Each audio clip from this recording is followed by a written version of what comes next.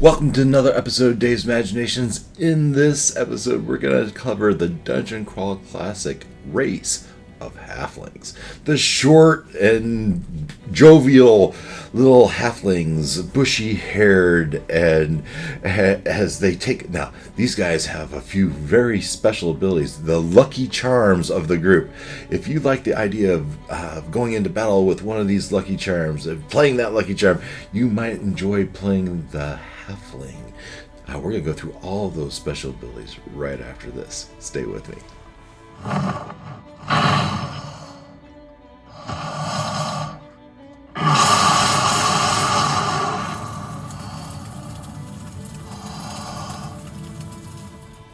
So let's go look at the PDF. A halfling, you are a little man with big appetite and a comfortable home, which you plan to return to as soon as this one little quest is completed.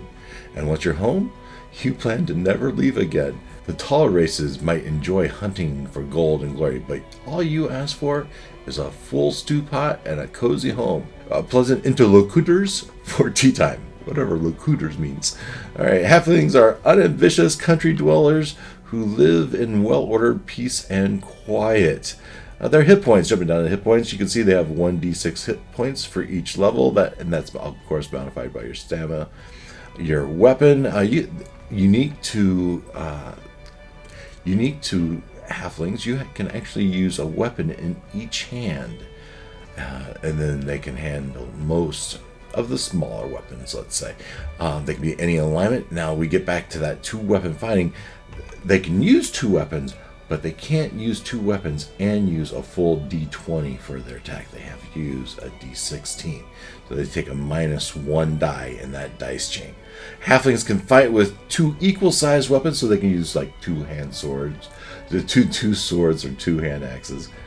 Unlike other characters, halflings score a crit at 16, so that's pretty cool. And so halfling scores a crit and automatically hit at the roll of a natural 16. If the halfling has an agility score higher than 16, he instead uses the normal two-weapon fighting rules for his agility. When fighting with two weapons, and he only fumbles if both die are a 1 instead of just 1.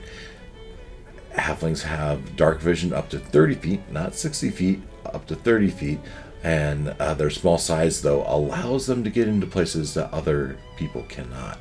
Because they're small, they're also slow. They only have a movement of 20 feet.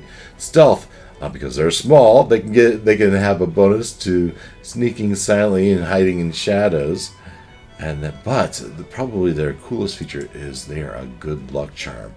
Halflings can use their luck to help other people in their party. For every point of luck expended, a halfling gains +2 to it. So he himself can use his luck to a greater effect, but then he can also use that to help with other people of his party, as he can use his luck and act out of his initiative, even expend his luck to aid his party.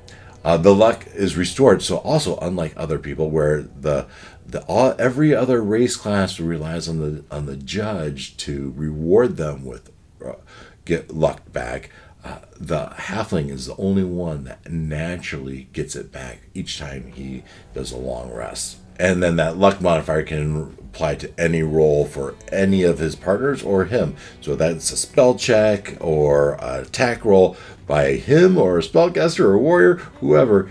He can use, if he so chooses, he can use his luck to aid his party members. Languages, he speaks Common and Halfling, and then knows additional languages for every point in his intelligence modifier.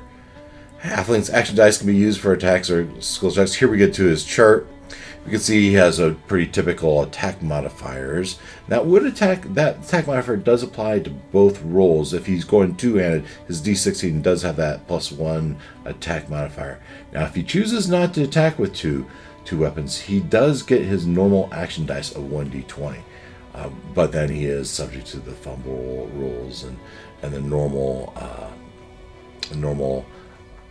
crit. He has his own crit die and a table, his own crit table that he uses throughout his progression, level progression, and he has bonuses to his reflex, fortitude, and willpower. But then also, he has the sneak and hide ability. So this is a modifier to when he does a sneak and hide. You can see that it progresses. Reading his little tag here, applies to attacks with one weapon. That is his action dice, meaning it attacks with one die. Halfling fighting with two weapons follows the special rules outlined above.